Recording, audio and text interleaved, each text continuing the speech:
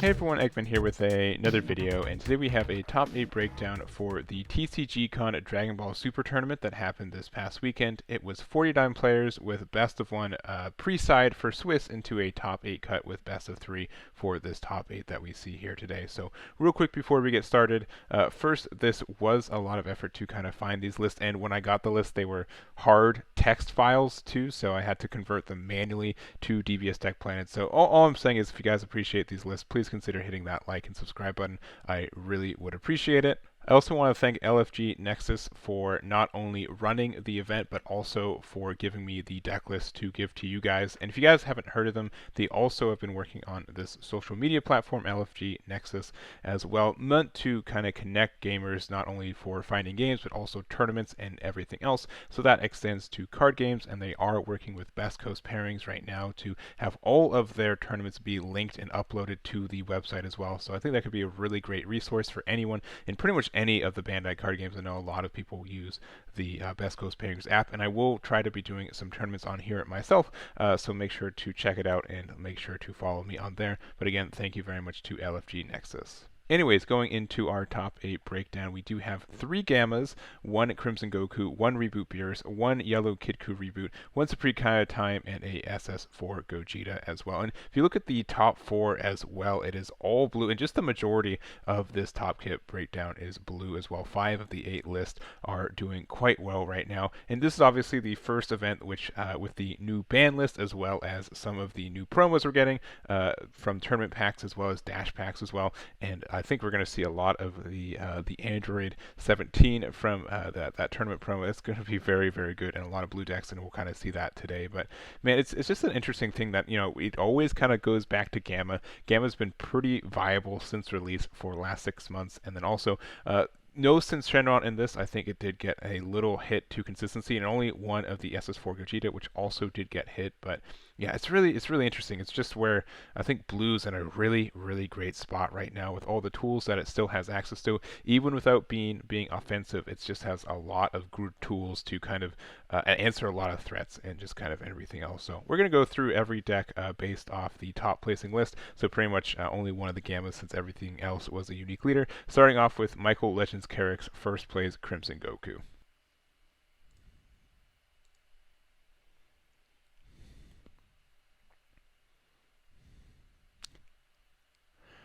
Starting off, we have Michael Kerrick's first place Crimson Warrior, and we've been seeing this Goku obviously being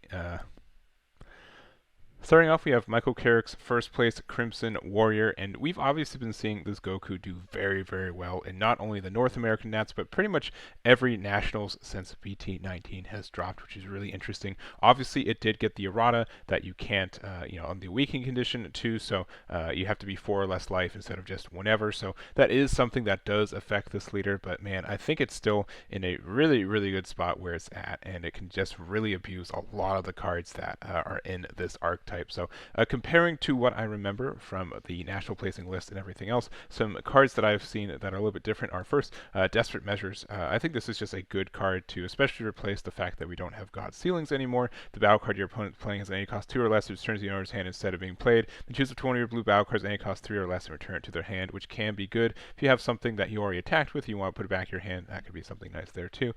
Really good for stuff like Mecha Frieza or even like the new Aandroidd 17 to kind of make sure you don't get floodgated, which is quite nice. There's also Sun Goten the Interceptor. This is a way to take cards from your life, which is important for this. Obviously, we are playing the Surmounting the Impossible in this deck, but having another way to self-awaken I think is strong. The Z deck obviously is pretty like with Beerus and the Vegito and the Cell, and also running the Z leader. So it just means like you're kind of banking and probably like a little bit longer of a game to get a lot more value. Not that you can't burst it, but there's also just quite a lot of good cards in this deck as well. So I don't know. It's been proven, it's been shown, and I think it's still in a great spot. Everything else I think is pretty standard. Obviously, you do have the choice of what secret rare you're going to play. It looks like Michael decided to play the Sun Gohan Beyond the Ultimate, which can be great for finishing games, but I don't know. There's just so much value you can get from this deck still. I do like having some self-awakening because some decks will kind of leave you at like 6 because they know you can awaken on 5 with their surmounting, and I think that's also a good choice there too. So I don't know. I don't have a lot more to say about this. I think it's a great deck right now, and I don't necessarily think it's going anywhere anytime soon. So, congrats to Michael on their finish there. And then next up we have Trenton, Dees, Reboot, Beerus, and I've been really digging Reboot Beerus myself for the last couple of weeks, especially since Daniel Dobby topped with it in the Nationals event here in North America.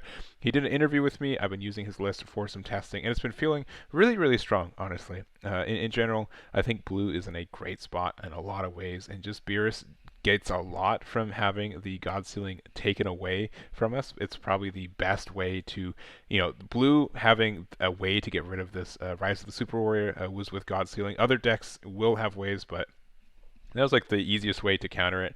And so the biggest counter of this card is gone, which means that Beerus can just abuse it very, very well. So I think that just means in general Beerus is in a good spot. There's also, does it have deflect? I can't recall. No, so also for Whis, because it could get, God sealed away as well. So having, not worried about Whis getting bounced back either is strong for this deck. And there's just a whole lot of gas you can get from here. Especially, it's very easy for you to ramp up in a lot of ways. I'm sure there's some 16 energy plays that were played for the day. Also playing the one of the Judge of the Gods, which is really cute to get a another turn with this, which is cool. And again, this card could get God sealed back as well, so you are not worried about that anymore. And we're going to talk about this card for a lot. Did actually the Kerrick run the card? No, right? He did not play the card, but most other blue decks you're going to see is going to run this Aandroidd 17 Defending Friends. It's such a good card. So to get the attack and play this card in rest mode, and then auto limit one if your leader's blue and your leader is a Z leader, you have 3 or more Z energy, you have a Z battle card in play, which all 3 of these are very easy conditions, at least the last 2 if you're not running a Z leader.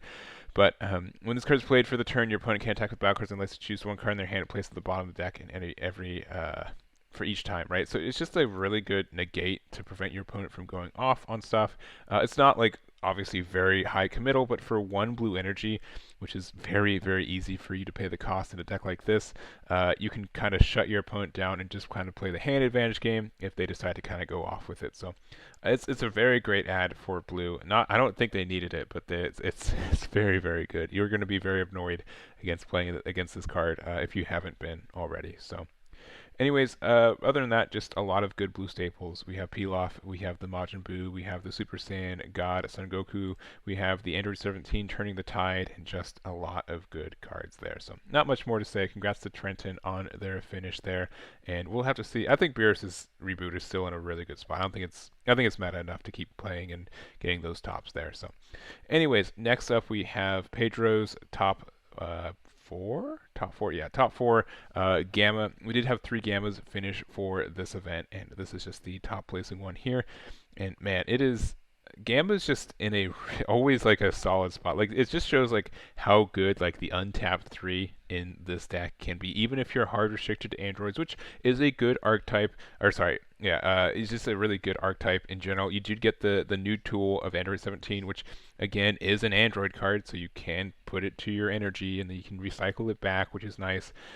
All of this is just solid stuff. It's just blues in a good spot. I think in general, Gamma is probably one of the best generically good blue decks, even though it is very archetype based on the Android stuff. It is open-ended enough for you to get a lot of value from it. So I think it's in a good spot. Was there not a secret rare in this deck? No, wait, there's Hatchiak. Okay, my bad. It's very late here, but there's not a lot of new tools, but the Aandroidd 17 is great, and I don't have a lot to say about this. You guys probably already have your opinions on this deck. If you want your opinions on 2 others, there's there on the list as well. And again, I don't think Gamma's going anywhere. It's just been a solid deck for like 6 months, and unless something changes, I think again, a deck that can just consistently get 3 energy up in your opponent's turn, even if you're restricted to what you can play, is going to be a very strong deck in the meta that we see right now. So congrats again to Pedro there. And then next up we have Alejandro Sanchez's Yellow Kidku Reboot. And real quick, all right, I will admit it, and I said this earlier, I had to hand import like most of these decks. A couple had like DBS deck planet links, but most of them were just text files with the names of the cards. And so this card was in there. if this is the correct card, which I'd like triple checked that it was, I'm pretty sure this was just a mistake, and I'm pretty sure he got called out on it if he tried to use it this way. But the idea of this Vegeta is to use it to choose one red Bulma card in your battle later, place the bomb in your deck, play this card from your hand, then choose one of your opponent's battle cards, ignoring barrier, and it gets minus 10k power for the duration of the turn. So if this didn't say red Bulma, man, this would be such a good tech for this deck. You're going to play so many Bulmas. Bulmas don't care if they're childhood Bulmas or not. They all have the same name. And getting a minus 10k on a barrier would be super great advantage, which is why it doesn't work like that. So I'm pretty sure that Alejandro knows that. Honest mistake. There's so much text in this game right now, but that's why that's here, and that's because I know I'm going to get comments on that. And no doubt he got ruled that it wasn't like that, unless this is like a mistranslation, but I'm pretty sure this just says red. Anyways, going back to the deck at hand, I really like this deck. I think it's very strong. I'm very surprised if I don't know if Trunks and Vegeta is better than this deck right now, especially because it just got a bunch of new support. Obviously, the support is in dash packs, which might be hard to get right now, but I do think that there's a lot of value to be gained from this deck as well. I think it was also positively impacted by the ban list because it wasn't a red deck or a blue deck in that case. So being able to do that, and most of these cards have barrier. I don't think a lot of them have deflect, which is good for God Sealing being away. And yeah, just being able to have kind of go wide and get, like, since I would say the meta is slightly slower because I don't think that Sin Shenron and SS4 Gogeta are as strong as they used to be. I think they're still strong, but being able to be a little bit slower in a couple matchups means that a deck like this that just gains a lot of value, especially over turns when you have all these barrier guys that are very hard to remove, while you can also remove a lot from your opponent's sides, is going to just be very, very strong. Obviously, we're very kind of dependent on our Unison, and this Bulma is very removable with Black Smoke Dragon still, so you do have to be careful about that, but I think the deck is still in a good spot, and you do get some good value. The only thing is that I'm really surprised that you're not running the new cooler that depends on either having a Z leader or having a Z battle card out. I thought this deck would be very good for that, especially since you do go into a Z leader. However, this also is kind of like a Z leader you go into like at the last of the game. Not necessarily on defense, though you could. It's more of just to try to end the game with it as soon as possible when you go into this. So I can kind of see it from there, but I would like to see the Z leader too. But anyways, I think I still like this deck. It means a lot to me personally, and I'm happy to see it's still getting like the occasional top every once in a while. So congrats again to Alejandro for their finish there. And then next up we have probably the newest deck to kind of enter the meta, even though it's been an oldie. The Supreme Kai of Time got a whole lot of support, and I would even argue it got the best support from the Dash Pack promos that we got this month. Primarily, it got the support from both the Goten and the Trunks. Just having a dual attack overwhelm for 6 if your leader cards Black Supreme Kai. When this card attacks, use one of your 5k combo powers from your warp in your combo with its skills negated for the turn, and then also the challenging the Dark Empire, which double strike 25k also has the permanent. When this card is removed from battle area, remove it from the game instead. When this card is played, you get to draw a card, and then also for 1, if your leader's a Black Supreme Kai of Time, you have 2 or more energy, and you have a Trunks Xeno in play this card from your warp. So it just has a lot of good value from this. Obviously, you can do a thing where you play the Trunks, and then you play the Goten afterwards, you get the value from it. So these 2 cards are great for the deck. I think the deck itself had a lot of good value in itself too, but we also did have the Pan Search for Another World. So auto limit 1, if your leader card is a Black Supreme Kai of Time, when this card is played from your life in your drop, when a card is placed from your life in your drop by one of your leader skills, namely this one, you get to place add the top card of your deck to your life. So it just means like you don't have to like be critting life from yourself when you use the effect, which is nice. Also activate main limit 1 for bond 3 cards with Xeno in this character's name, which is sometimes tricky to get, but almost all of these cards have Xeno in their name. Choose one of your opponent's battle cards and send it to the owner's warp, which is a great effect too. Like this is just for one energy to get a 2 and 1 energy 2Z for 15k. This card just builds. It's not an auto once per turn, so this card just builds for free. So for 0 energy, like if you have the Overwhelm 6, which again this is really good for building up your I don't know. It's just like the next version of like Vegex. Like we just had so many of these like black decks that essentially do the same thing, where they just do a lot of free play Overwhelm stuff, and Supreme Kai of Time is now it's time to shine with its own effects as well. So last new card we got, and this is from the 2020, so this one 2022 expansion, sorry, special anniversary box, so a little bit older. But it's a 20k deflect perm. If your leader is black and you've sent a card from your drop to your warp this turn, reduce the energy cost of this card in your hand by 6.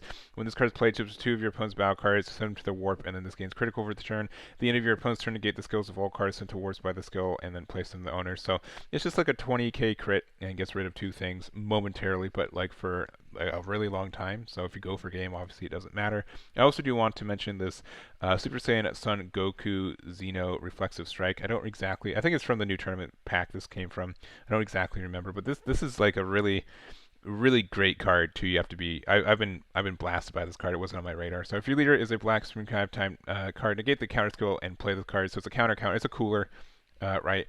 Activate main. It's only for Supreme Kai of Time, but also activate main if your leader card is a black Supreme Kai of Time and you discard this card from your hand. Look at the top 5 cards of your deck. Add up to 1 black Sun Goku Xeno or black Vegeta Xeno among them to your hand, and also you can send this card to its owner's warp.